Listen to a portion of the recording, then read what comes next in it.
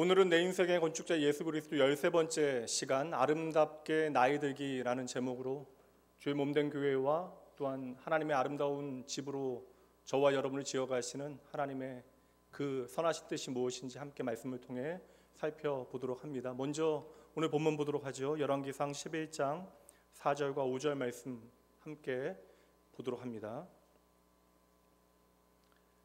솔로몬의 나이가 많을 때에 그의 여인들이 그의 마음을 돌려 다른 신들을 따르게 하였으므로 왕의 마음이 그의 아버지 다윗의 마음과 같지 아니하여 그의 하나님 여호와 앞에 온전하지 못하였으니 이는 시돈 사람의 여신 아스타롯을 따르고 암몬 사람의 가증한 밀곰을 따름이라. 아멘. 오늘도 인생에 많은 일들이 있음에도 불구하고 하나님 예배하는 자리 귀히 여겨 하나님 앞에 나아오신 여러분 모두를 주님의 이름으로 환영하고 축복합니다. 참 쉽지 않고 어려운 시절을 우리가 살아가고 있는데 그럼에도 우리가 어느 자리를 지켜야 하는가를 기억하고 예배의 자리에 함께해 주셔서 참 감사합니다. 오늘은 특별히 솔로몬, 우리가 너무나 잘 아는 믿음의 사람의 인생을 우리가 함께 살피게 되어질 터인데, 사실 한 시간도 안 되는 그 짧은 시간 가운데 한 사람의 인생을 살핀다라는 것이 쉽지 않은 일이죠. 그러나 그의 인생을 통해 하나님께서 우리에게 보여주시는 바, 또 우리 인생이 어찌 하나님 앞에 살아드리기를 원하시는가 하나님의 말씀을 통해서 살펴볼 때 특별히 그의 인생을 우리가 좀 세 구분으로 나누어서 우리가 세 단계로 나누어서 이해를 하면 우리가 솔로몬의 인생을 좀 선명하게 볼 수 있지 않을까. 그래서 이제 오늘은 솔로몬의 먼저 청년 시절과 장년 시절 그리고 그의 마지막 노년 시절을 살피면서 우리가 어떻게 우리의 인생을 살아가야 하는지 분명히 하나님께서 보여주시는 그 뜻이 무엇인지 함께 살펴보도록 합니다. 먼저 솔로몬의 청년 시절을 살피게 되어지면 그의 청년 시절을 관통하는 가장 중요한 사건이 있어요. 그러니까 각 시절마다 하나님께서 보여주시는 중요한 사건들이 하나씩 등장하는데, 이제 그 하나님께서 비추시는 그의 긴 인생 가운데 하나님께서 비추시는 장면에 우리가 좀 주목을 해봐야 됩니다. 솔로몬의 청년 시절의 가장 중요한 사건은 바로 그가 왕이 되어지는 사건인데, 그가 왕이 되어진 후에 자신이 경험해야 되는 여러 어려운 상황 가운데 하나님 앞에 간구한 것이 무엇인가 우리가 좀 주목할 필요가 있습니다. 우리는 그냥 다윗 다음에 솔로몬을 당연하게 생각하지만 여러분, 솔로몬은 다윗의 10번째 아들입니다.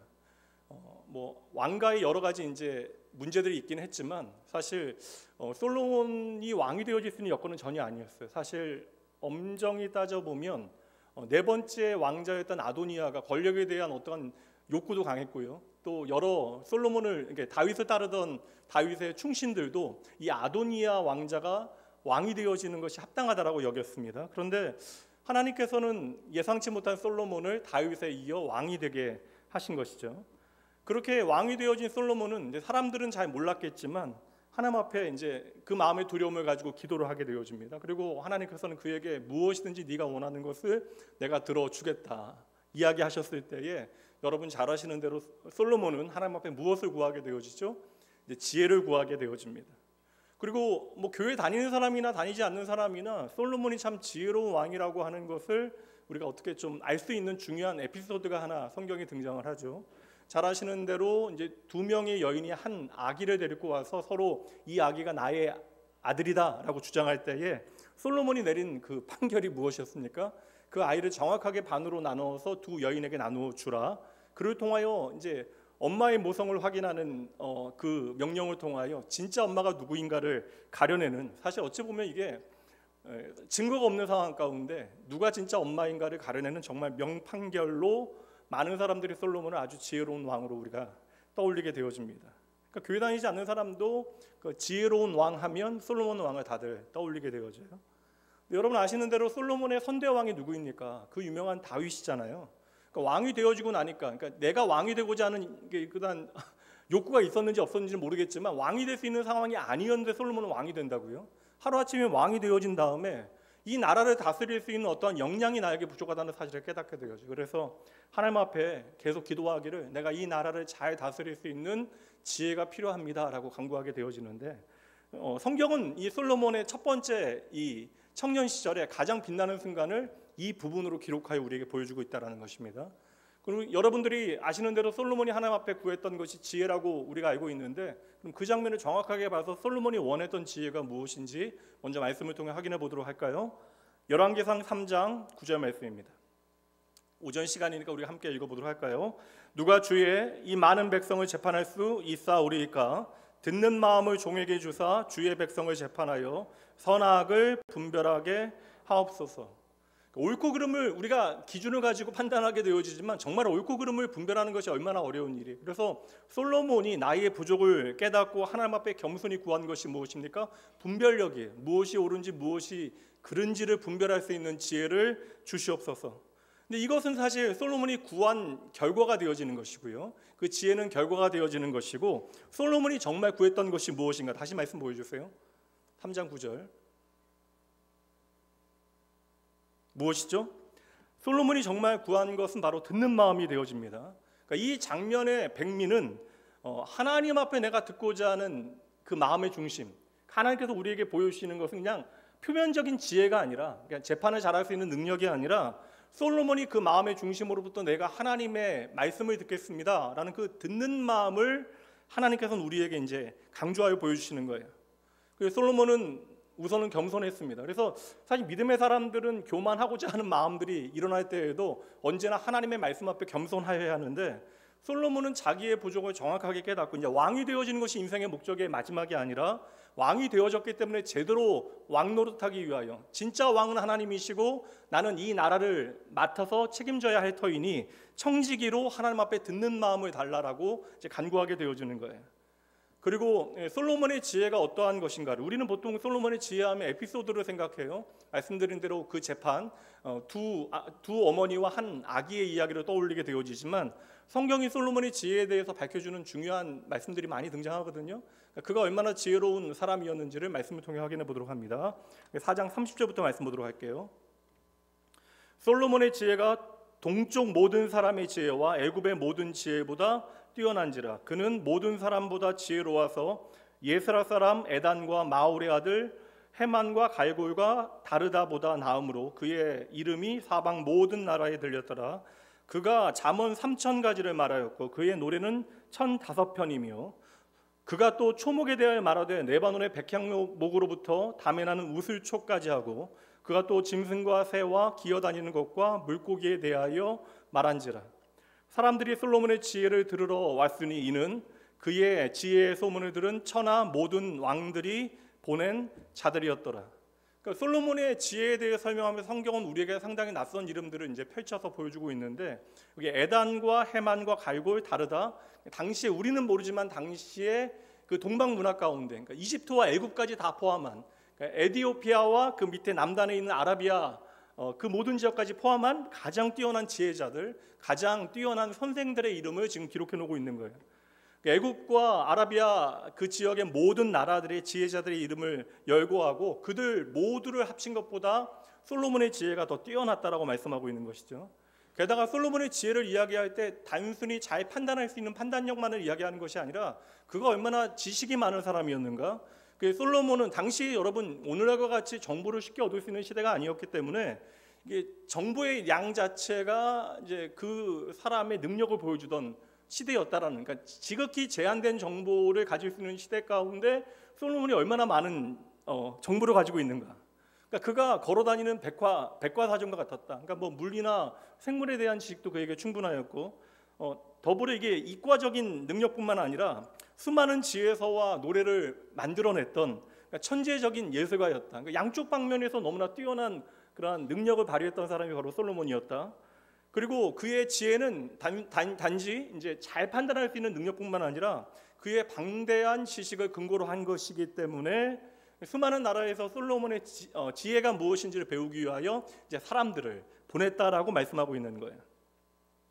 뭐 요즘으로 이야기한다면 여러분 뭐 유튜브 한 5억 명 정도 되는 그러한 대단한 어떠한 그 인플루언서가 아니었을까. 그러니까 당대에 가장 유명했던 사람, 당대의 많은 사람들에게 가장 큰 영향을 미치고 존재하는 모든 사람들의 흠모를 받았던 사람이 바로 솔로몬이었다. 그래서 세상에 힘 있는 사람들은 다 솔로몬에게 줄을 대기 위해서 그렇게 애를 썼다라는 거예요. 당연히 그 청년 시절의 솔로몬의 이름은 날이 갈수록 높아지기 시작합니다. 그러면 이어서 이제 솔로몬의 장년 시절을 한번 보도록 할게요. 청년 시절의 솔로몬의 어떠한 핵심적인 단어가 바로 지혜라고 이야기한다면, 그의 어떤 능력, 그러니까 지적인 능력이라고 이야기한다면 솔로몬의 장년 시절을 우리가 설명할 때에는 그의 어떤 통치력으로 우리가 설명할 수 있는데, 그의 통치력을 보여주는 중요한 키워드가 바로 건축입니다. 솔로몬이 40년 동안 그 이스라엘을 다스리게 되어지는데요, 그중 20년 동안 여러분 대규모 건축 사업을 벌이게 되어져요. 그중 하나가 여러분 잘 아시는 솔로몬의 성전, 가장 아름다웠다라고 이야기되어지는 솔로몬의 성전을 짓기 위하여 7년 동안 공사를 하게 되어지고요, 그리고 13년 동안 왕의 궁전을 짓기 위하여 엄청난 대규모 건설 공사를 시행하게 되어집니다. 다시 이야기하면 40년 동안 통치하는데 그중 20년이라고 하는 세월을 절반의 세월을 건축 일에, 대규모 건축 공사에 힘을 쏟게 되어지는데, 돈이 있었으니까 가능한 일이에요. 보통은 이러한 일을 벌이게 되어지면 사람들을 착취하게 되어지니까 왕권을 가지고 나라에 문제가 발생하게 되어지는데, 당시에는 여러분 너무나 무역이 잘 되던, 그러니까 나라가 너무나 잘 살던 시대였기 때문에 도리어 솔로몬이 그렇게 엄청난 국책 사업을 벌이게 되어지므로 이 나라가 얼마나 지금 잘 되어지고 있는가, 그리고 이 나라에 얼마나 힘이 있는가를 증명해 되는 사건이 되어졌다는 거예요. 그래서 솔로몬 왕의 어떠한 통치력은 이 시대에 아주 꽃을 피우게 되어집니다. 모든 나라들이 흠모하게 되어졌는데, 이 왕궁과 성전을 건축하게 되어지면서 그의 위상은 높아지게 되어지고, 이 솔로몬 당시 이 장년기의 시절의 솔로몬의 때가 바로 이스라엘 역사 가운데 최고의 눈에 보이는 전성기를 구가하게 되어졌던 거예요. 솔로몬의 위상을 잘 보여주는 사건 가운데 하나가 여러분들 아실 터인데, 한 여왕이 찾아오게 되어져요. 아라비아 반도의 통치자였던 이 성경에는 스바의 여왕이라고 기록되어져 있는, 역사에서는 시바의 여왕이라고 나오는데 일반 역사에서도 그녀에 대해서 증거하고 있죠. 그래서 영화로도 만들어졌는데, 아라비아 반도의 패권을 가지고 있었던, 중심은 예멘, 지금으로 이야기하면 예멘 지역에 있었지만 아라비아뿐만 아니라 여러분 아프리카 대륙까지 통치했던 제국의 통치자였던 이 스바의 여왕이 솔로몬을 방문하게 되어지는 거예요. 이 방문의 기록이 열왕기상 10장 말씀에 나와 있는데요, 솔로몬의 통치력, 솔로몬의 지혜가 어떠한가를 우리가 살펴볼 수 있는, 그 당시를 그려볼 수 있는 중요한 장면이기 때문에 제가 가장 중요한 메시지를 전하기 위해서 이 장면은 좀 길긴 하지만 보도록 할게요. 열왕기상 10장 1절부터 10절까지 여러분 들으시면서 솔로몬 시대를 머리로 한번 그림으로 그려보시면 됩니다. 스바의 여왕이 여호와의 이름으로 말미암아 솔로몬의 명성을 듣고 와서 어려운 문제로 그를 시험하고자 하여, 방문한 이유는 모든 나라들이 솔로몬의 지혜를 구하기 위하여 사신들과 권력자들을 보내게 되어졌을 때에 남도의 지배자였던 스바의 여왕도 그것을 확인해 보자, 이게 정말인가 믿지 못하여서 솔로몬의 그 지혜와 능력을 확인하기 위해서 자기가 직접 가겠다라고 마음 먹게 되어진 거예요. 그 의도 자체는 솔로몬을 시험하고자 하는 의도였습니다. 2절, 예루살렘에 이르니 수용하는 자가 심히 많고 향품과 심히 많은 금과 보석을 낙타에 실었더라. 그가 솔로몬에게 나아와 자기 마음에 있는 것을 다 말하며, 그러니까 그가 마음에 의문을 갖고 있었던 모든 질문들을 솔로몬에게 쏟아붓게 되어지자 3절, 솔로몬이 그가 묻는 말에 다 대답하였으니 왕이 알지 못하여 대답하지 못한 것이 하나도 없었더라. 가장 어려운 게 사실 준비하면 어느 정도 내가 기초적인 어떠한 지식이 있으면, 그 어떠한 기초적인 소양이 준비되어져 있으면 그것을 소화하여 누군가에게 전하는 것은 어렵지 않는데, 지금 가장 어려운 게 증문즉답이잖아요. 그러니까 그 여왕이 가져온 모든 세상에 대한 질문을 솔로몬이 다 대답했다. 이게 핵심이에요. 그 다음 마음이 바뀌었겠죠. 스바의 여왕이 솔로몬의 모든 지혜와 그 건축한 왕궁과 그 상의 식물과 그 신하들의 좌석과 그의 시종들이 시립한 것과 그들의 관복과 술관원들과 여호와의 성전에 올라가는 층계를 보고 크게 감동되어, 사실 이게 상징이긴 하거든요. 이게 정확한 묘사이긴 하지만 상징인 것도 한 것이, 지금 이 스바의 여왕이 이 남도의 이 아라비아 제국의 통치자였던 그녀가 무엇을 보고 감동하고 있는가? 그러니까 솔로몬이 보여주고 있는 직접적인 영광들 말고요, 다른 것들에 대하여 이야기하고 있는 거예요. 도리어 이 여왕이 보고 감동한 것이 신하들이 앉아 있는 의자, 그리고 신하들이 입고 있는 옷, 그리고 성전으로 올라가는 계단, 성전을 본 것이 아니라 성전으로 올라가는 계단만 보고도 감동했다. 그러니까 솔로몬 왕이 입은 옷, 그의 보자, 그런 것들이 아니고요, 그 왕의 시립하여 서 있는 그 신하들이 입은 옷, 그 신하들이 앉아 있는 의자를 보고, 또 성전이 아니라 성전으로 올라가는 계단만 보고도 이미 감동하였다. 거대 제국의 통치자가 이러한 것들 보고 감동했다라고 이야기하면 이제 다른 것들은 더할 나위가 없겠죠. 그리고 이어지는 말씀 보도록 합니다. 왕이 말하되, 이제 스바의 여왕이 말하되, 내가 내 나라에서 당신의 행위와 당신의 지혜에 대하여 들은 소문이 사실이로다. 내가 그 말들을 믿지 아니하였더니 이제 와서 친히 본즉 내게 말한 것은 절반도 못되니 당신의 지혜와 복이 내가 들은 소문보다 더하도다. 그 반응입니다. 복되도다 당신의 사람들이여, 복되도다 당신의 이 신하들이여, 항상 당신 앞에 서서 당신의 지혜를 들음이로다. 이것도 이제 사실 강조하기 위한 비유죠. 그러니까 스바의 여왕의 지금 칭송이 무엇입니까? 솔로몬 왕에 대해서 직접 칭찬할 필요도 없다라는 거예요. 이 나라의 백성들과 이 나라에 당신 앞에 서 있는 신하들이 얼마나 복되고 좋겠습니까? 당신에게서 나오는 이 모든 지혜로운 말들, 이 모든 복을 당신과 함께 누리게 되어지니 그들이 참으로 복된 사람들입니다. 사실 우리가 우리 인생을 살면서 내 사랑하는 가족에게라도 이러한 말을 들을 수 있으면 참 좋은 일이긴 한데, 그 다음에 이제 나오는 반응이 마지막 반응인데 9절과 10절 보도록 합니다.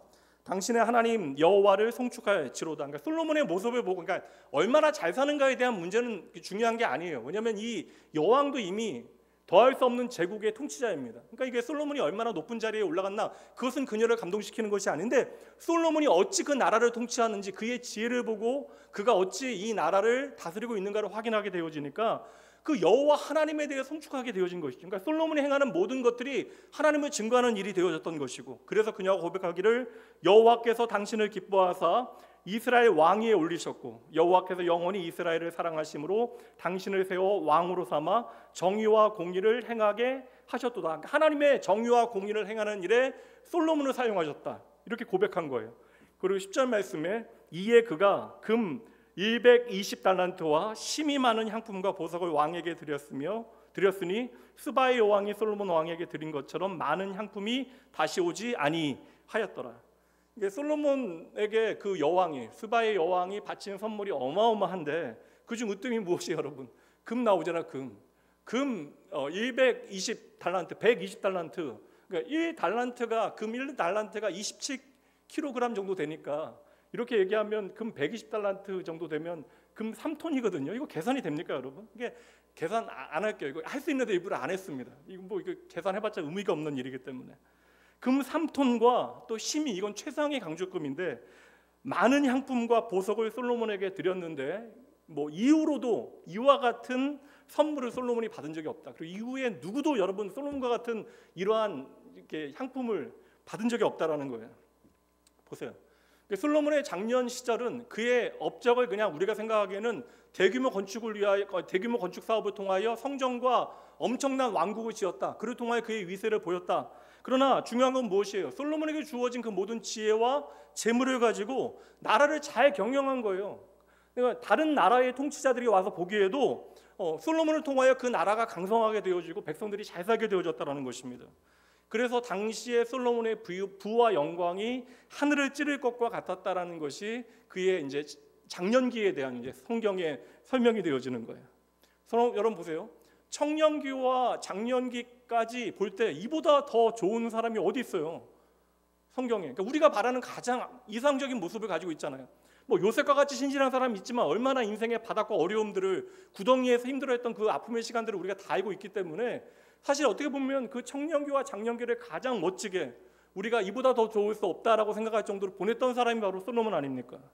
근데 이제는 마지막만 남아있는데, 문제가 이 세 번째 단계인 그의 노년 시절이에요. 우리가 솔로몬의 청년기와 장년기를 지나서 이 노년 시절에 이르게 되어지면 하고 탄식이 절로 나오게 되어집니다. 너무나 안타깝기 그지없어요. 그의 인생의 전성기에 보인 모든 것들이 다 좋아 보였는데, 솔로몬의 인생에 보이지 않는 한 가지가 고장나기 시작한 것입니다. 모든 것이 다 좋았는데, 모든 사람들이 솔로몬의 이름을 높이고 그의 왕국에 머무는 것을 즐거워했는데, 그 전성기의 솔로몬의 삶 가운데 슬픈 음악이 흘러가고 있었던 거예요. 전조와 같이 비극적 음악이 시작되어졌습니다. 그것이 무엇이냐면 바로 솔로몬의 마음 가운데, 솔로몬을 솔로몬 되게 만들었던 하나님을 향하여 듣는 마음이 사라지기 시작했다. 솔로몬이 나이가 들어가면서, 그래서 오늘 본문의 말씀에 보면 중요한 표현이 나와요. 하나님을 찾기보다 자신의 아내들, 여자들을 더 많이 찾게 되어졌다. 여러분 아시는 대로 솔로몬에게는 부인과 첩과 후궁까지 1000명이었대요. 1000명. 사실 1000명이라고 하는 단어가 딱 1000이라는 것이 아니라 구약의 그 히브리어, 고대 히브리어에서 1000이라고 하는 것은 여러분 그냥 많은 수에 셀 수 없는 수를 의미하는 것입니다. 1000명의 여인들을 내가 취하였다라고 하는 것은 사실 뭐 다른 의미가 아닙니다. 이게 부국강병을 위하여 나라 잘 살게 하겠다라고 솔로몬이 정략적인 결혼을 하게 되어진 거예요. 그리고 저는 분명 생각하기를 솔로몬이 내가 이런 선택을 해도 나에게는 전혀 문제가 없을 것이다. 내가 왕으로서 이 나라를 지키고 이 나라를 잘 살게 하는 것, 백성들로 하여금 평안하게 하는 것이 나의 목적이지, 내가 1000명이 아니라 10,000명이 되어지는 이방의 여인들을 취한다 한들 이것이 나를 하나님께로부터 멀어지게 할 수 없을 것이다. 그러니까 솔로몬이 어찌 보면 그의 이 당시의 신앙이라고 하는 것은 자기에 대한 믿음이 아니었을까. 교회 안에 많은 사람들이 넘어지게 되어지는 이유요, 지나친 자기 확신입니다. 믿음의 문제에서는 더 이상 나는 넘어지지 아니한다. 내가 자라온 환경이나 내가 경험한 하나님에 대한 그 모든 이야기들이 오늘의 나를 더 이상 넘어지지 아니하게 할 것이다. 여러분, 하나님 앞에 가난한 마음이라고 하는 것은 오늘도 내가 하나님 없으면 안 된다라고 하는 고백이 되어지는 거예요. 신앙에서 가장 위험한 것은 바로 내 자신을 믿는 믿음입니다. 그러니까 내 자신을 얼마나 신뢰하는 것이 위험한가를 솔로몬이 우리에게 정확하게 보여주고 있는 거예요. 그렇게 여러분, 보이는 시간과 다르게 보이지 않는 하나님과의 관계 가운데 그의 인생의 변화가 시작되어지자 시간이 흘러간 결과로 어떠한 일이 벌어졌는가, 오늘 본문의 말씀이 아주 명확하게 우리에게 보여주고 있어요. 3절과 4절 다시 봅니다. 왕은 후궁이 700명이요 첩이 300명이라.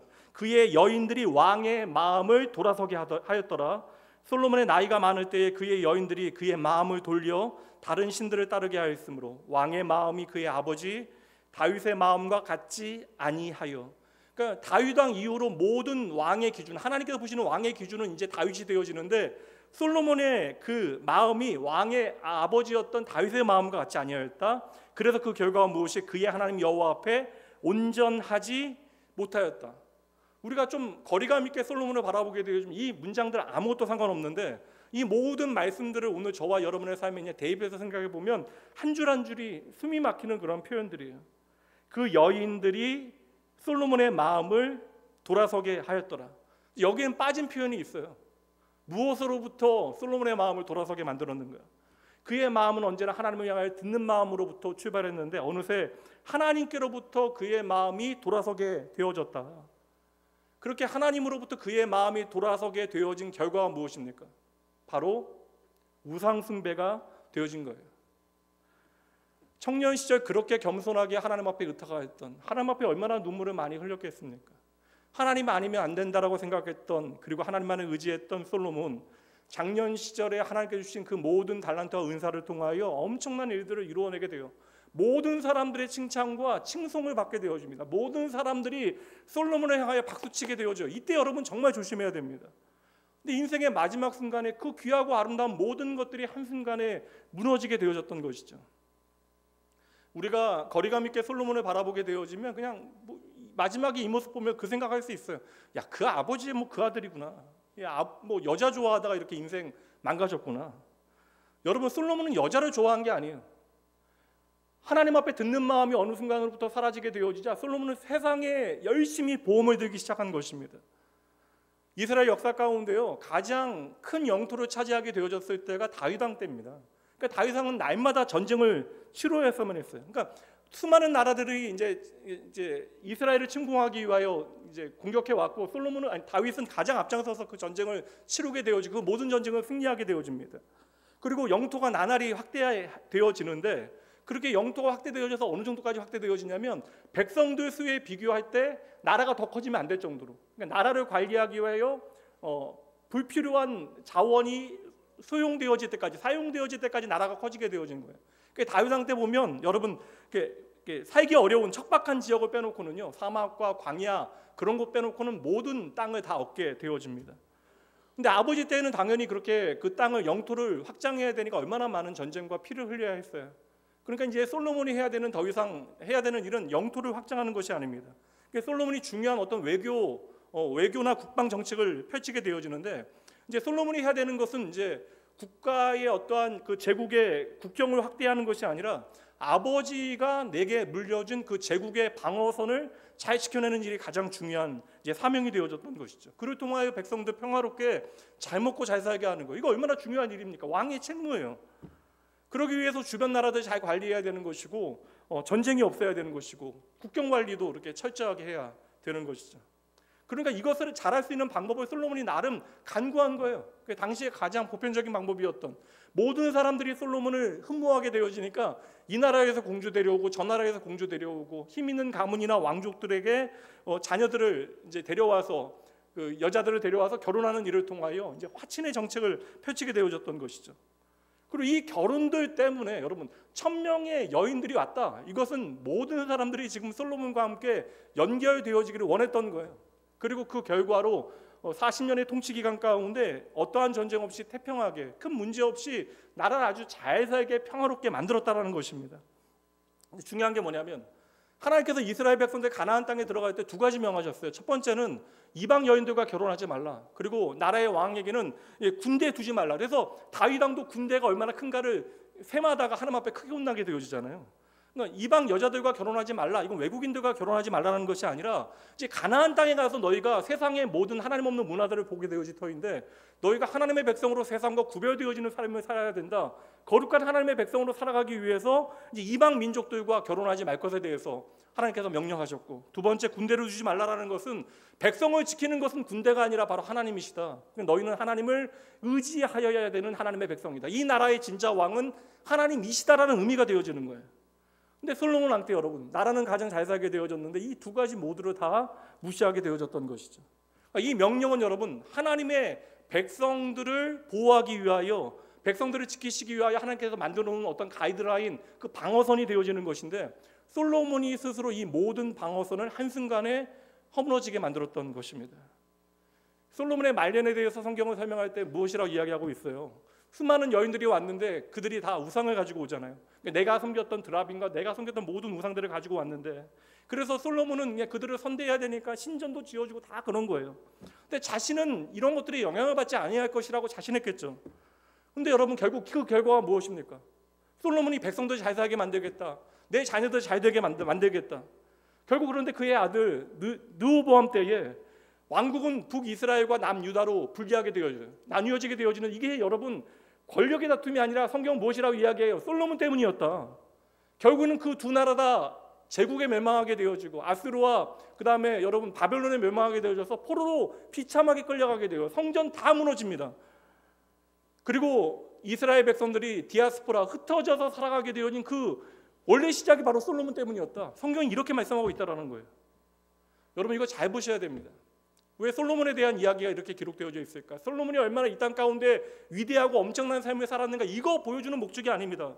이렇게 아름답게 시작되어진 인생, 그리고 하나님께 주어진 것들로 아름답게 하나님의 백성들을 위하여 힘썼던 그의 삶이, 중요한 것은 무엇이에요? 하나님을 향하여 내가 듣는 마음을 잃어버리게 되어질 때 어떻게 되어진다고요?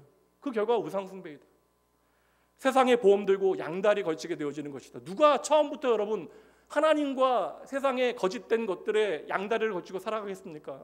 내가 어쩔 수 없어서 하나님 한 98%, 그리고 세상을 살아가는 어떠한 삶의 원리로 하나님과 다른 삶의 원칙 한 2%, 그렇게 적당히 내가 뭐 조금만 일하고 양보했던 것들이 있을 거예요. 근데 어느새 시간이 지나가니까 세상 살아가는데 하나님께서 보여주는 믿음의 원리를 따라 살아갈 때는 내가 손해보고 감당해야 되는 것들이 많은데, 세상의 원리대로 살아가니까 내 삶에 아무런 문제가 없더라는 거예요.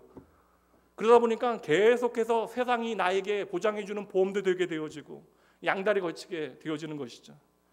그렇게 하나님께로부터 오는 지혜에 대하여 듣는 마음을 잃어버리게 되어지니까 세상의 지혜와 세상의 힘을 동원해야 됐다는 것이고, 그 결과가 하나님을 의지하는 것보다 내 손에 들려있는 것들, 그리고 다른 나라들과의 관계, 이런 것들을 통하여 내 것들을 지금 지키기 위하여 솔로몬은 그렇게 애를 쓰게 되어졌던 것이죠.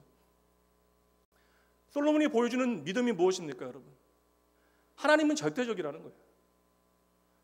내가 오늘 우리의 삶이 중요하다고 여기는 것들이 있습니다. 저도 마찬가지로 여러분들도 우리의 삶에 이것 없으면 안 된다고 생각하는 것들이 있어요. 그러나 우리가 하나님 앞에서 내가 아무리 중요하게 여기는 것이라도 나의 생명 대신 나를 창조하시고 나를 구원하시고 나를 장차 하나님의 보좌 앞에 세우시, 우리는 하나님께로부터 시작하여 하나님께로 돌아간다는 사실을 깨닫게 되어지는 그 하나님 앞에 우리가 우리의 인생을 어떻게 살아가야 하는가?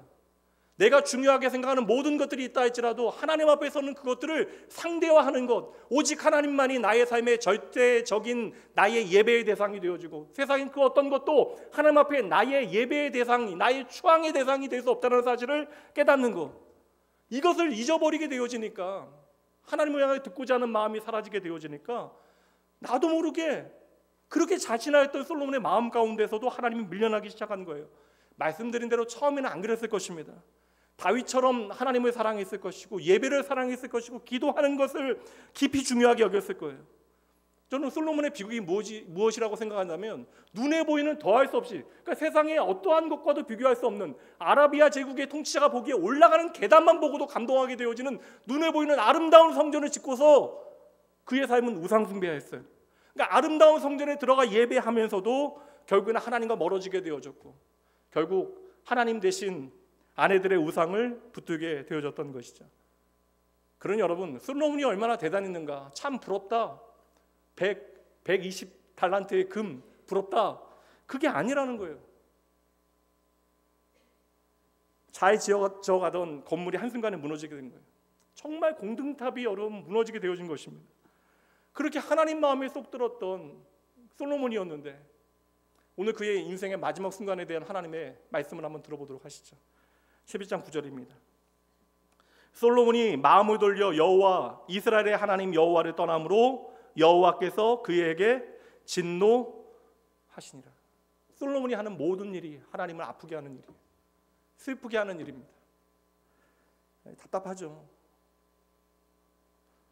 그래서 우리의 마지막은 절대 솔로몬과 같아서는 안 되는 것입니다. 시작이 반이라고 이야기하는데 우리의 믿음 안에서 우리의 마지막은 전부가 되어지는 거예요. 그래서 안타까운 것입니다. 목회자도, 제가 존경하는 목사님들 중에서도 끝이 안타까운 분들이 계세요. 그 과거를 제가 다 알고 있기 때문에, 기억하고 있기 때문에 더욱더 안타깝고 좀 답답하다는 생각이 듭니다. 그래서 누구도 자진할 수 없다. 여러분, 이 목사도 마찬가지예요. 정신 차리지 않으면 나도 모르게 하나님을 향해 듣는 마음이 내 삶에 사라지게 돼. 날마다 하나님 얘기하면서도 하나님과 전혀 상관없는 삶을 살아갈 수 있다는 것입니다. 하나님의 사랑과 하나님의 정의가 내 삶에 충분히 사라질 수 있다. 왜 과거의 솔로몬의 그 모든 영광을 우리에게 보여주고 있을까? 왜 솔로몬의 노년에 어떻게 보면 감추고 싶은 그러한 밤의 사연들, 안타까운 사연들을 성경은 왜 다 기록하여 우리에게 보여주고 있을까? 이것은 여러분 솔로몬에 대한 이야기가 아니에요. 오늘 저와 여러분에 대한 하나님의 말씀입니다. 우리의 인생이 솔로몬과는 다르게 지어져 가야 하기 때문에, 공든탑은 무너지지 않는데 마지막에 부실공사에서 그 공든탑이 무너지게 되어진 경우가 바로 솔로몬이기 때문에 그러합니다. 그래서 여러분, 오늘 솔로몬의 그 아픈 현실을 통하여 우리가 배워야 돼요. 그의 인생 전부를 통하여 우리가 배워야 됩니다. 우리의 삶에 적용하기 위하여. 솔로몬과 우리의 삶의 구체적인 이야기는 너무 다르잖아요. 극과 극이잖아요. 그러므로 솔로몬의 삶을 통하여 오늘 우리에게 적용할 수 있는 가장 중요한, 우리의 시대를 관통하고 그리고 이 모든 삶의 자리를 다 포괄할 수 있는 하나님께 보여주시는 그 믿음의 원리가 무엇일까? 따라해 보세요. 하나님께 맡기기. 다시 한번요. 하나님께 맡기기. 이 말씀이 우리의 삶에 뻔해지면 안 돼요. 예배당에서만 우리가 아멘하는 이야기가 되면 안 됩니다. 그러니까 하나님께 맡기는 우리의 삶의 구체적인 이야기가 오늘 이 자리가 아니라 예배당을 나간 여러분의 일상의 삶에 나타나고 있는가? 우리가 나이가 계속 먹어갈 터인데, 우리가 나이가 들어갈수록 멋지게 살아갈 수 있는 방법, 더 분명하고 단순하게 모든 일들을 하나님 앞에 조금 더 맡겨드리는 것입니다. 근데 사실 말씀드린 대로 하나님께 맡긴다 이야기하면 그 말씀이 상당히 좀 추상적으로 들릴 때가 있어요. 그래서 우리의 삶에 구체적으로 만들지 못하는 순간들이 있습니다. 또 많은 사람들이 여러분 세상 살아가다 보면 하나님께 온전히 맡깁니다라는 이야기를 종교적인 표현으로만 이해하지, 이것을 만약에 우리의 삶에 그대로 적용하고자 하면 조금은 나약한 사람들의 이야기가 아닐까? 세상 밖의 사람들은 당연하고 교회 다니는 우리들도 때로는 그렇게 생각할 때가 있다라는 거예요. 예전에 2000년대 초반에, 이제 90년대부터 2000년대 초반에 대학가 전도 너무나 많았어요. 그래서 제가 일했던 섬겼던 그 선교, 국제 선교 기구에서도 훈련팀에서 그 대학가 가서 이제 학원가 들어가서 이제 복음 전하는 일들 많이 했는데, 제가 기억나는 사건이 하나 있습니다. 복음 전하고 있으니까 이렇게 전도하고 이렇게 이야기 나누고 있는데, 한 친구가, 어린 남자 친구가 찾아온 거예요. 그리고 여기 지금 오늘 있는 사람 중에서 대빵 불러달라. 이제 그때 팀장이 저였기 때문에 저한테 이제 데리고 온 거예요. 그러더니 이제 기독교 신앙에 대해서 이야기 나누고 싶다. 사실 그렇게 찾아오는 경우 되게 드물거든요. 이단이 아닌 이상. 근데 그 친구가 사회학과 학생이었는데 사회학의 기초, 요새는 뭐 경제학으로 연결이 더 많이 되지만 당시에 사회학이라고 하는 그 과목 자체는 그러니까 신의 존재를 부정하는 것으로부터 출발을 해야지 학문적 그 기초가 쌓여질 수 있는 거예요. 그러니까 그 친구가 저에게 이제 도전했던 얘기 중에 기억에 남는 거. 다른 이야기들은 다 하면 어차피 그 여러분 뭐 신존재 증명을 제가 아무리 잘해 본다 한들 뭐 그게 뭐 목적론적 우주론적 뭐 그런 거 다 있잖아요. 뭐 그런 거로 증명해도 믿어지진 않아요. 근데 그 친구가 이야기하던 중에 기독교인들에 대해서 그 친구가 했던 이야기, 제가 차분히 설명을 잘했는데도 기독교인들은 문외인 같다. 기독교인들은 뇌가 없는 사람들이다. 사실 이 이야기 되게 오래된 이야기거든요. 근데 그 사회학의 어떤 기초적인 그런 중요한 어떤 기초를 다지게 만들었던 철학자들이 있는데 이제 하나님을 부정하는 실존주의자들인데 특별히 이제 니체라고 하는 사람이 이제 기독교인을 무책임한 노예와 같은 존재로 이제 설명을 합니다. 그런데 그 친구가 그 얘기를 하더라고요. 그러니까 뇌가 없는 이유가 뭐냐면 그냥 어떻게 생각도 안 해보고 믿느냐고, 어떻게 그냥 믿느냐고, 그냥 믿는 게 어떻게 가능하냐고. 그러니까 너 그냥 믿는다라고 이야기하는 기독교인들은 너무나 무책임하다. 그 이야기를 하는 거예요. 근데 그 친구에겐 제가 설명할 수 없습니다. 부정을 위해서 그 자리에 있으니까. 그러나 여러분 적어도 저와 여러분 결코 그것이 아니라는 사실을 알아야 돼요. 근데 우리의 마음 깊은 곳에 그런 생각이 있지는 않을까. 여러분 하나님께 맡긴다라고 하는 것은 여러분 세상 일에 대한 가장 적극적인 개입이 되어지는 거예요. 그래서 여러분 저는 세상에 벌어지는 모든 일들 앞에 우리가 소리치고 나가서 외치는 것도 중요하지만 주의 몸된 교회에서 눈물을 흘려 우리의 지경을 넓혀 나라와 민족과 그 열방을 위하여 하나님 앞에 기도하는 일이 얼마나 중요한가를 우리가 알아야 된다는 거예요. 이 땅의 주인 되신 하나님 앞에 우리가 가장 적극적으로 하나님 앞에 나아가 그 모든 일들에 개입하는 사람들이 바로 기도하는 사람들이고, 그렇게 내 삶의 모든 것을 하나님 앞에 맡겨드리는 사람들은 하나님이 우리에게 원하시는 가장 아름다운 선택을 우리의 삶에 하게 되어지는데, 그것이 조금 더 내 삶의 문제들을 하나님 앞에 맡겨드리는 그것, 이것이 오늘 설교의 가장 중요한 핵심 포인트가 되어지는 거예요. 솔로몬의 아버지 다윗은 이거 잘했습니다. 여러분 다윗에게 분명한 승리의 원리가 있어요. 당장 여러분 생각해 보세요. 두 개의 무기가 있습니다. 이것은 첫 번째는 아주 강력한 무기가 있고 두 번째는 그보다 덜한 무기가 있어요. 비교가 안 될 정도의 어떠한 좀 작은 초라한 무기가 있습니다. 그러면 적어도 우리가 싸우기 위해서는 강력한 무기를 내 손에 드는 것이 가장 유리한 법인데 다윗은 그렇지 않잖아요. 특별히 이제 다윗이 한 선택, 무지한 선택, 바보 같은 선택, 이제 그 친구의 말대로 뇌가 없는 선택. 지금 모든 사람들이 이제 소년이 때에 골리앗의 피해 숨어 있는데 다윗은요 내가 나가서 싸우겠대요. 그래서 왕이 기특하게 여겨서 자기의 무기와 갑옷을 줍니다. 근데 그거 벗어놓는다고요.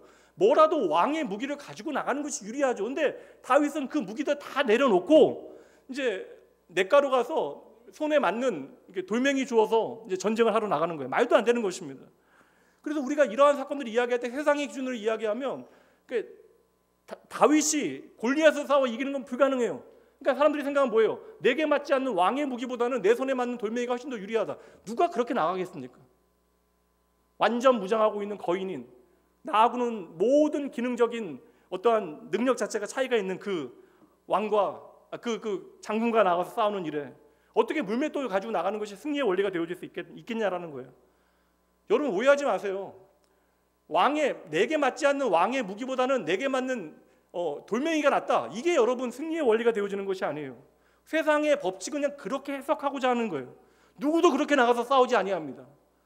다윗의 삶에 숨어있는 모든 삶의 그 상황 가운데 숨어있는 승리의 비결은 다윗은 이거 하나 믿은 거예요. 내 삶이 하나님의 것이기 때문에 이 전쟁은 나의 전쟁이 아니고 바로 하나님의 전쟁이라고 하는 믿음이 있었던 거예요. 그러니까 나의 삶을 통하여 나의 구원자 되신 하나님을 경험하게 되어지고 자신의 인생의 역사를 통하여 친히 내 삶에 동행하신 하나님을 경험하게 되어지니까 그의 인생을 통하여 그의 지난 과거를 통하여 깨닫게 되어진 진리 무엇입니까? 나를 지키시는 분이 하나님이시고 모든 전쟁은 하나님의 손에 있다. 하나님의 백성이었던 이스라엘 백성들, 그들이 광야에 있건 가나안에 있건, 여러분 가나안 땅에 들어가는 것이 여러분 그냥 가나안이라고 하는 것이 여러분 하나님의 약속의 땅이지만 약속의 땅은 여러분 하나님의 약속을 붙잡는 자에게 약속의 땅이 되는 거예요. 하나님의 말씀을 붙들고 살아가는 사람들에게 그 나라는 하나님의 나라가 되어지는 것입니다. 가장 중요한 원리가 무엇이에요? 하나님 의지하면 승리하고 하나님 의지하지 않으면 패배한다라는 거, 이게 원리입니다, 구약에. 그래서 내가 하나님 의지하지 않으면서 아무리 무엇을 가졌다 한들, 심지어 하나님의 동행의 상징, 하나님의 말씀, 하나님의 언약의 상징이 되어지는 법궤를 가지고 전쟁에 앞세운다 할지라도 내가 하나님 경외하지 않으면, 하나님 의지하지 않으면 도리어 여러분 부끄러움 당하는 거예요. 그 언약궤조차도 빼앗기게 되어지는 것입니다. 이게 구약의 역사예요. 내가 나라를 지키기 위하여 어떠한 의도를 가지고 노력한다 할지라도 우리의 인생, 하나님의 백성 된 우리의 인생의 가장 중요한 것은, 가장 중요한 무기는 바로 하나님을 의지하는 것임을 여러분 믿으셔야 하는 거예요. 그러니 하나님을 의지하는 것이 내 인생의 힘없는 선택이라 여러분 착각하시면 안 됩니다. 우리가 나약하고 비겁하기 때문에 하나님을 선택하는 것이 아닙니다. 내가 이성이 부족하여 감정적인 결정을 내리는 것이 아니에요. 여러분, 감정적인 결단으로 평생을 하나님 앞에 예배하느니, 평생을 하나님 앞에 기도하느니 이게 가능하냐고요. 의지 없이, 결단 없이 우리가 하나님의 말씀에 있는 그대로 순종하는 것이 여러분 우리의 감정만으로 가능한 일입니까?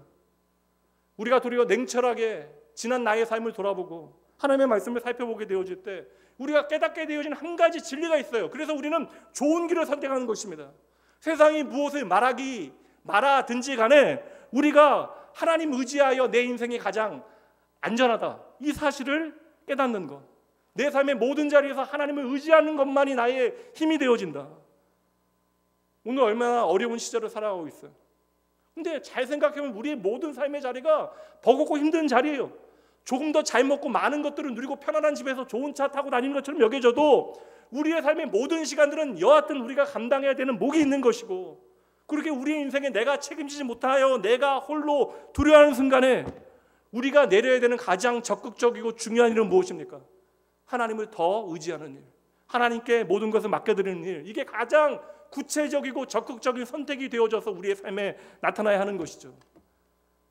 세상 모든 사람들은 하나님을 의지하는 것이 나약한 일이라고 이야기할지라도 하나님을 의지하고 신뢰하는 것이 우리의 삶의 가장 강력한 무기라고 하는 사실을 인정하고 선택하는 용기 있는 결단, 이것이 믿음이 되어지는 것입니다. 책 한 권 소개해드리면 폴 트루니에의 노년의 의미라고 하는 책이 있어요. 이 폴 트루니에는 스위스의 정신분석학자인데 워낙 유명한 대학자입니다. 가장 지난 세대에 영향을 미쳤던 정신분석학자인데 기독교인이에요. 근데 이 사람이 이제 아예 어렵게 쓴 전문적인 책들은 우리가 읽기 어렵고, 이분이 이제 인생에 대한 이야기를 많이 책으로 써서 이제 기록을 해놨어요. 그래서 결혼 준비하는 친구들은 서로를 이해하기 위해서라고 하는 책 제가 항상 필독서로 좀 권하기도 하고, 인생의 사계절이나 모험으로 사는 인생이라고 하는 책 참 좋은 책입니다. 그래서 저도 이제 이분에 대한 책이 제 책꽂이 한 10권 정도 꽂혀 있어요. 인생에 대한 책이 참 많습니다. 그런데 이분이 75세에 이 노년의 의미라고 하는 책을 기록했는데, 우리가 노년을 어떻게 살아가야 하는가, 믿음 안에서 우리가 노년을 어떻게 받아들이고 어떻게 이 시간을 우리가 준비해야 되는가, 살아가야 하는가.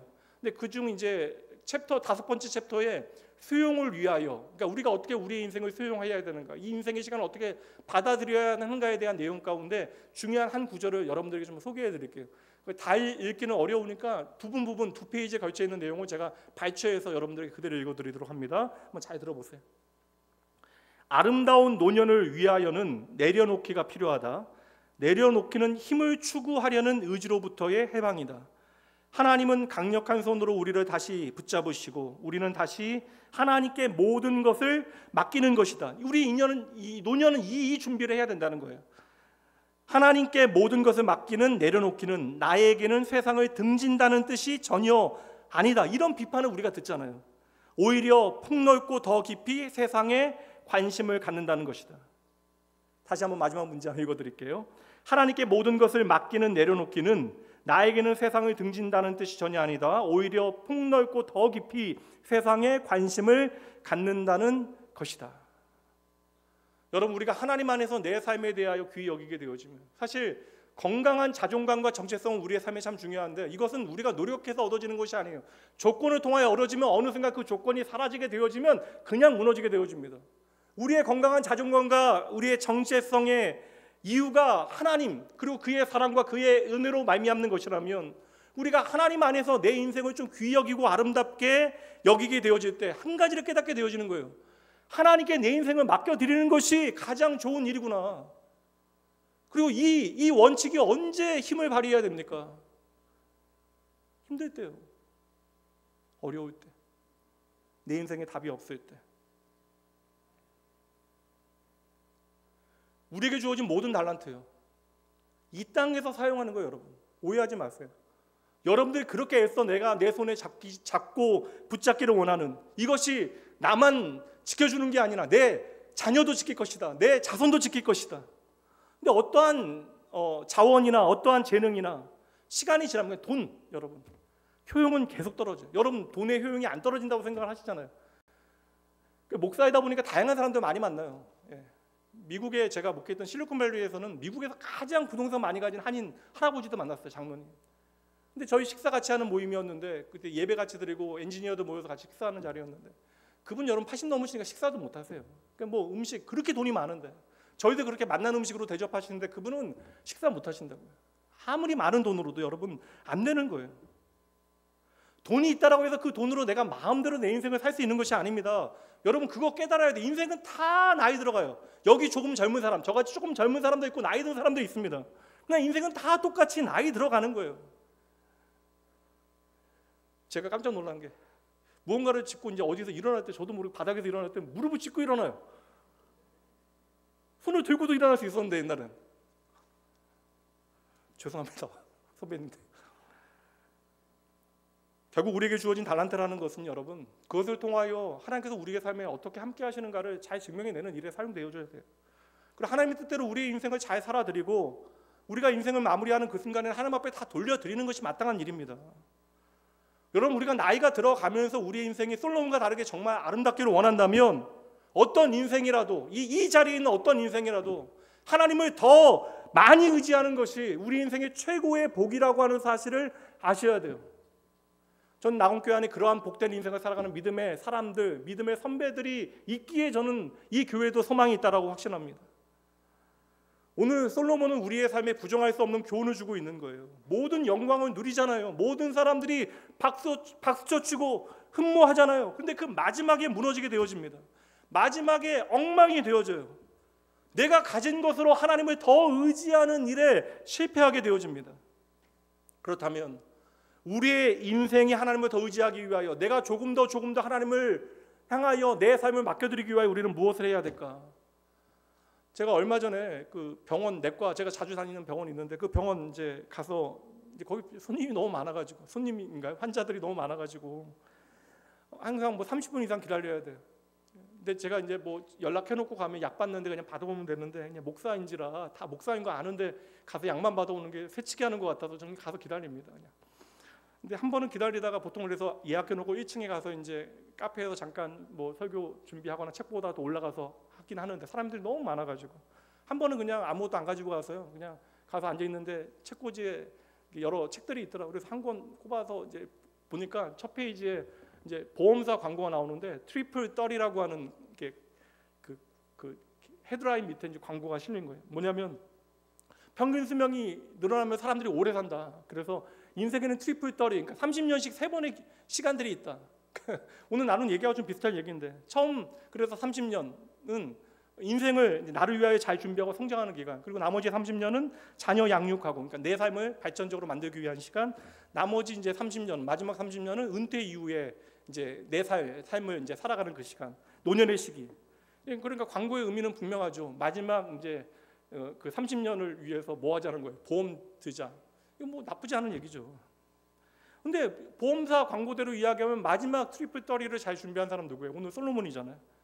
근데 더할 수 없이 준비가 잘 되었던 그 완벽했던 솔로몬의 노년에, 솔로몬은 하나님을 멀리 떠나가요.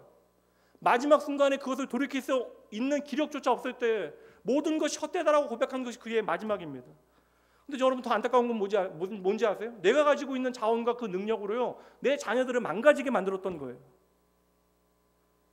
우리 인생에 앞선 두 번의 30년의 세월, 첫 번째는 우리가 우리 인생을 위해서 열심히 배우는 시기고 무언가를 시작하는 시기, 두 번째 30년은 하나님께서 우리에게 주신 은혜를 기억하고 하나님을 깊이 경험하고 내게 주신 은사와 달란트로 우리가 일하고 봉사하는 시기가 되어져야 하는 것입니다. 우리가 이 시기를 잘 하나님과 함께 더불어 보내야 우리의 인생의 지경이 넓어져요. 근데 지경이라는 것이 어떤 돈 많이 벌고 성공하는 것이 아니라 내 삶에 하나님의 다스림이 명확하게 나타나는 것, 하나님의 나라가 임하게 되어지는 것. 청년들 제가 많이 보게 되어지니까 직장생활하는 청년들이 이게 다 고민해요. 여러분들은 이미 그 순수함을 잊어버려서 교회에서 하는 것과 뭐 직장에서 하는 게 구분되어져도 아무 문제가 안 되겠지만 신실하게 청년기를 보냈던 아이들 직장 들어가서 믿음의 원리를 따라 살아가면서 내가 손해보게 되어지는 일들이 많아지니까 그 개인이 아무리 하나님 앞에 선하게 살아간다는들 그 조직이 변하지 않는다는 것을 경험하게 되어지면 애들이 다 힘들어해요. 갈등합니다. 예전에는 제가 그냥 그래도 힘내라, 버텨봐라, 어떻게 하겠니? 라고 이야기 많이 했다면 이제는 제가 그 생각 하거든요. 누가 안 그러겠어요? 다 똑같죠. 저는 그 얘기예요. 나도 그렇다. 목사인 나도 똑같다. 되레 저는 진폭이 더 커요. 왜냐하면 믿음의 원리가 분명하고 그것을 전하고 살아내야 되는데 막상 교회를 어떻게 보면 운영하는 일, 책임져야 되는 일, 또 너무나 현저하게 안타까운 삶의 현실을 살아내고 있는 성도들의 삶을 좀 맞닥뜨리게 되어지면 이게 답이 없어서 너무나 힘든 순간들이 있습니다. 그냥 하나님께서 살아계십니다라고 이야기하기에는 그 삶의 무게가 너무나 힘든 사람들, 그 믿음의 원리대로 주의 몸된 교회와 성도들을 섬기고 세우는 일도 만만치 않다. 그 목사도 날마다 좀 깨어 있어야 된다라는 생각 더 많이 하게 되어져요. 여러분 믿으셔야 합니다. 오늘 여러분들이 서 있는 그 모든 자리가 하나님께서 여러분에게 허락하신 자리임을 믿으셔야 돼요. 그 자리에서 하나님 앞에 정직한 최선을 다하는 것이 하나님께서 원하시는 일입니다.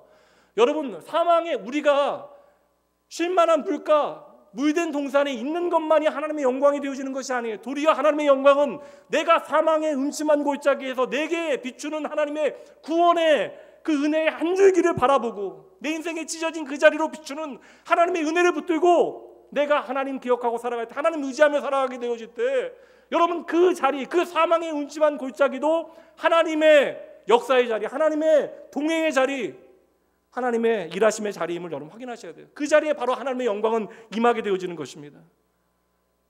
그래서 여러분 마지막 그 30년, 그 마지막 트리플 더리의 그 순간 내 삶에, 여러분의 삶에 비추신 하나님의 은혜의 증거들을 가득 가지고, 믿음의 증거를 가지고 여러분들이 하나님 앞에 돌아가는 그날까지, 더 쉽게 여러분 죽는 그날까지 하나님 더 의지하며 살아가시는 여러분 되셔야 되는 거예요. 생각보다 너무나 많은 사람들이 그 마지막 30년에 믿음의 기력을 잃어버리고, 힘이 떨어지는 게 아니에요 여러분, 그냥 믿음의 기력이 떨어지게 되어지고 하나님 앞에 망가지는 사람들이 너무나 많아요. 오늘 솔로몬이 그러하고 한국교회가 그러합니다. 믿음의 족장이었던 여러분 이삭이요, 그렇게 신실한 사람 없지만 마지막에 눈이 어두워지는데 그것은 내 시력이 떨어진 것이 아니라 마음의 눈이 어두워지게 되어지니까 사랑하는 자녀를 위하여 내가 원하는 것이 힘 있는 자녀, 그 힘 있는 자녀에게 하나님의 언약이 이루어질 것이라고 착각하게 되어져요. 나는 알고 있는데 그 힘 있는 자녀가 나가서 나에게 맛있는 음식만 가져오면 내가 그 음식 먹고 너를 축복하겠다. 안타깝잖아요. 죽음이 임박한 마지막 순간, 하나님께 돌아가기 전에 하나님의 나라를 위하여 하나님의 자녀를 복되게 해야 되는 그 순간에 나로 하여금 맛있는 거 먹게 해다오. 그의 영적인 시력이 이렇게 무너지게 되어지면서 그의 가정은 망가지기 시작했던 거예요. 믿음의 길 위에 서 있는 저와 여러분, 세상은 끊임없이 우리를 유혹하게 되어질 거예요. 이제 인생 여러분 열심히 사셨으니까 이제는 좀 쉬어야지. 지난주에 함께 일했던 장로님 한 분이 은퇴하시고 이제 집 문제 좀 해결되시고 지방 이사 가시고 이제 아내와 함께 이제 의사하셨으니까 은퇴하고 그 여행 가신대요. 크루즈 타고 전 세계 여행 하신다고. 그러면서 이제 돈이 얼마나 드는가, 이제 금액을 얘기하기도 어려워요. 너무나 엄청난 금액이라. 뭐 이렇게 돈이 많이 들죠 여행하는데. 이제 제가 처음 들었을 때는 그 생각했습니다. 부럽다. 뭐 주변에 어떤 목사님도 그런 거 하시는 분 본 적이 없으니까.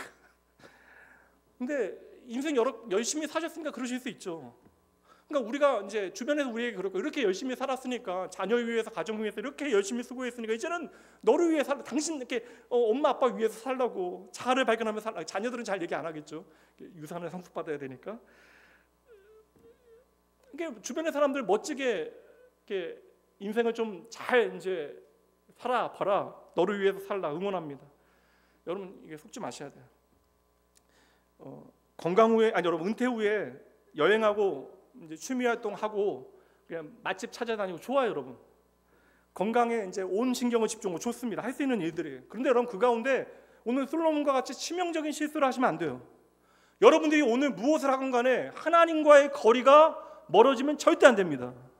하나님과의 거리, 나와 하나님과의 관계가 우리의 인생의 우선순위에서 밀리게 되어지면 절대 안 된다는 거예요. 여러분의 인생의 초반기 그리고 중년기를 하나님과 함께 잘 보냈던 증거는 여러분의 인생의 노년기에 하나님과 더 가까워지는 것으로 나타나야 되는데, 여러분 도리어 내가 열심히 수고해서 얻은 것들로 우리 인생의 마지막 순간에 하나님과 더 멀어지게 되어진다면 오늘 우리는 솔로몬의 노년의 실수를 하게 되어지는 거예요. 성경이 오늘 우리에게 이거 하지 말라라고 솔로몬의 인생을 우리에게 소개해 주고 있는 것입니다. 우리의 인생은 날마다 하나님과 더 가까워져야 하는 거예요. 청년 때, 장년기 때 하나님 앞에 그렇게 수고하고 열심 내고 기도하고 예배하고 주의 몸된 교회를 섬기고 사람들을 섬겼는데, 그 마지막이 내가 이제는 열심히 일했으니까 하나님과 멀어져도 괜찮다라고 생각하게 되어진다면, 물론 말로는 이야기하지 않죠.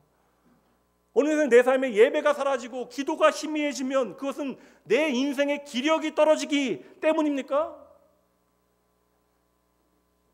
우리가 그렇게 하나님과 멀어지면 여러분 1억 원짜리 크루즈 여행을 한다 할지라도 우리의 영적인 삶의 배경에는 아주 슬픈 음악이, 비극적 음악이 깔리게 되어질 거예요. 이제 말씀 마치려고 합니다. 여러분 진정 하나님 경외하는 인생 살아가셔야 하는데, 하나님을 경외하는 것 아주 쉽게 말씀드릴게요. 하나님을 경외하는 것은 하나님께서 중요하게 여기시는 건 나도 중요하게 여기는 거예요. 하나님께서 귀하게 여기시는 건 나도 귀하게 여기는 것입니다. 하나님께서 사랑하는 것 나도 사랑하는 거예요. 하나님께서 소중하게 여기시는 것을 나도 소중하게 여기며 살아가는 삶, 이것이 바로 하나님을 경외하는 것입니다. 오늘 솔로몬을 통하여 우리에게 주시는 가장 중요한 마지막 교훈, 너 솔로몬처럼 인생 마무리하면 안 된다. 솔로몬 인생의 모든 것들을 다 누리게 되어졌는데 그의 노년의 삶은 하루하루 하나님께로부터 멀어지는 삶이었어요. 그럼 우리가 어떻게 해야 하는가? 답은 단순합니다. 여러분, 나이가 먹어가면 먹어갈수록 하나님과 더 가까워지시는 여러분 되시면 돼요.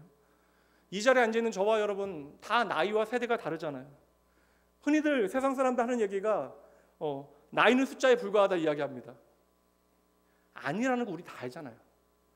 나이가 숫자에 불과하지 않는다는 것은 내 몸이 경험하고 있어요. 그거 부정하는 것입니다. 도리어 우리는 이렇게 생각해야 돼요. 우리가 지나가는 숫자만큼, 나이의 숫자만큼 하나님과 더 가까워지는 그러한 인생의 비례가 여러분의 삶에 있어야 되는 거예요. 그래서 여러분 인생의 마지막 순간에 20, 30대의 젊음들이, 그 20대, 30대의 젊음을 지나가는 우리 아이들이 60, 70대, 70, 80대의 믿음의 선배들을 바라보고 이분과 같이 내가 참 하나님과 가까운 삶을 살아야 하겠다라고 하는 믿음의 증거가 여러분 되어주셔야 돼요. 그렇게 여러분의 인생의 한순간 한순간을 하나님 앞에 더 맡겨드리고 여러분의 인생의 시간만큼 하나님과 가까이 지내고 하나님 사랑하며 살아가시다가 여러분의 인생에서 하나님과 가장 가까운 그때에 하나님 앞에 서게 되어진 여러분 모두가 되어주시게 주님의 이름으로 축복하고 응원합니다. 기도합니다.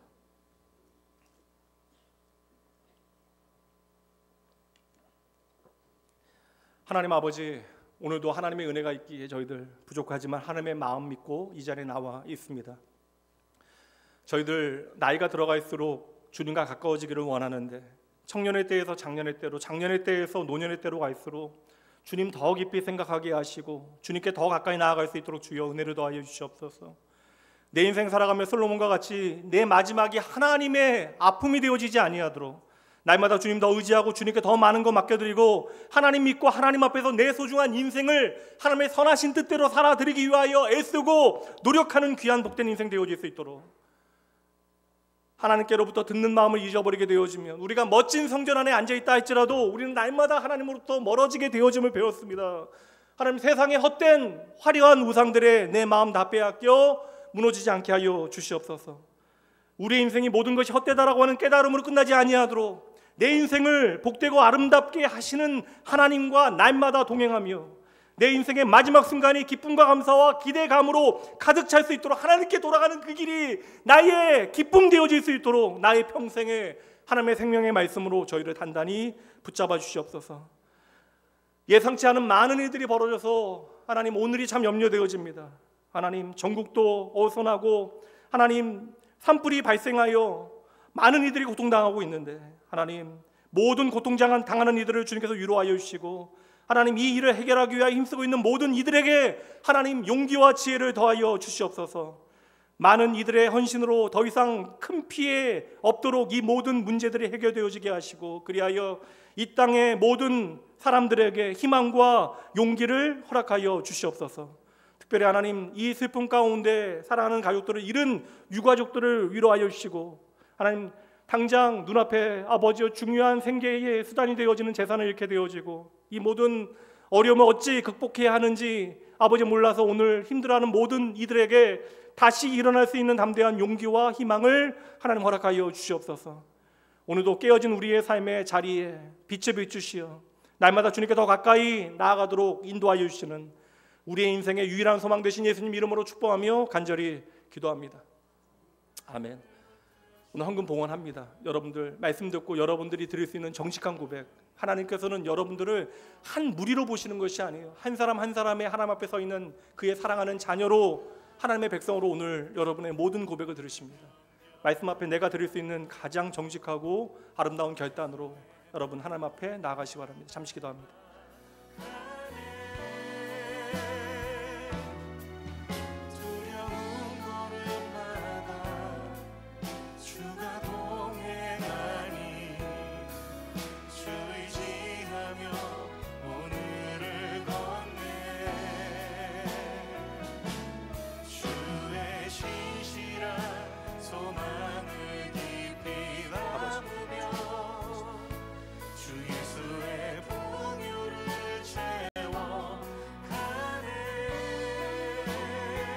아버지, 하나님의 자녀,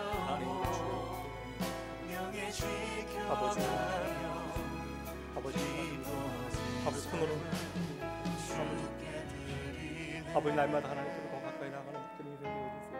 아버지 그 말씀이 우리의 삶의 유일한 아버지, 오늘도 내 삶을 더욱 아름답게 가꾸어 가시는 하나님을 위한 하나님 없다 말하는 세상 가운데 오늘도 살아계신 하나님, 내 삶을 책임지시는 하나님을 기도했습니다. 아버지 믿음을 주시고 귀한 주의 자녀들을 아버지 이재민들 아버지 위로하여 주시고, 아버지 삼도진을 위하여 힘쓰는 모든 아버지 위험 가운데 노출되어진 이들을 지키시고, 하나님 많은 이들의 헌신으로 아버지 더 이상 아버지여 아버지 그들의 생명을 지키시고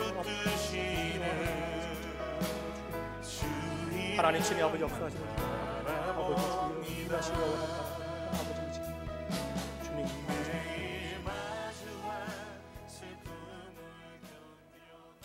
하나님 감사합니다. 저희의 연약함 다 아시고 있는 그대로 나아갈 때 저희를 받으시되 하나님의 아름다운 집으로 오늘도 만드시기 위하여 말씀 주심에 감사합니다. 이 시간 사랑하는 주의 자녀들로 하여금 하나님을 향한 더할 수 없는 아름다운 삶의 예배자로 주님 앞에 나아가게 하시되, 주님의 더할 수 없는 은혜와 사랑에 대한 감사함으로 아버지 우리의 마음과 삶의 고백이 담긴 이 헌금을 주님 앞에 드립니다. 물질의 많고 적음과 상관없이 주님을 향한 진정한 마음의 고백을 드리오니, 하나님 사랑하는 주의 자녀들의 삶에 친히 주인 되시어 이들의 삶이 하나님의 몸된 교회와 하나님의 생명과 영광을 위하여 귀히 쓰일 수 있도록 하나님 친히 일하여 주시옵소서. 하나님께서 내게 주실 우리의 삶의 모든 것들을 통하여 하나님의 영광 되어지고 이 땅에 소망 되어지기를 원하시는 우리의 생명 되신 나의 주 예수 그리스도 그 이름으로 축복하며 간절히 기도합니다. 이제는 우리 주 예수 그리스도의 은혜와 하나님의 사랑하심, 성령 하나님의 함께하심이 말씀이 살아있을 때 가장 먼저 하나님 앞에 나의 죄를 깨닫고 오직 하나님만이 나의 인생을 책임지시는 분임을 저희들 믿고 내 삶을 맡겨 드리는 그것처럼 언제나 하나님이 거하시는 집으로, 또한 그리스도의 지체와 성령의 전으로 내게 주신 인생을 하나님 말씀으로 거룩하고 신실하게 하나님 앞에 아름답게 가꾸어 나가기로 이 한 시간 다짐하는 모든 주의 백성들, 이들의 가정과 일터와 또한 삶의 자리, 내 사랑하는 자녀 위에, 또한 우리를 하나님의 크고 아름다운 성전으로 만들어 가시기 위하여 오늘도 열심 다하시는 하나님 믿고 오늘 간절히 하나님의 회복의 은혜만을 바라보는 모든 하나님의 백성들, 이 땅의 모든 소망 없는 자리에 오직 하나님만이 소망되어 주심을 믿고 간구하는 모든 기도의 제목들을 위해 지금으로부터 영원까지 함께 있을지어다. 아멘.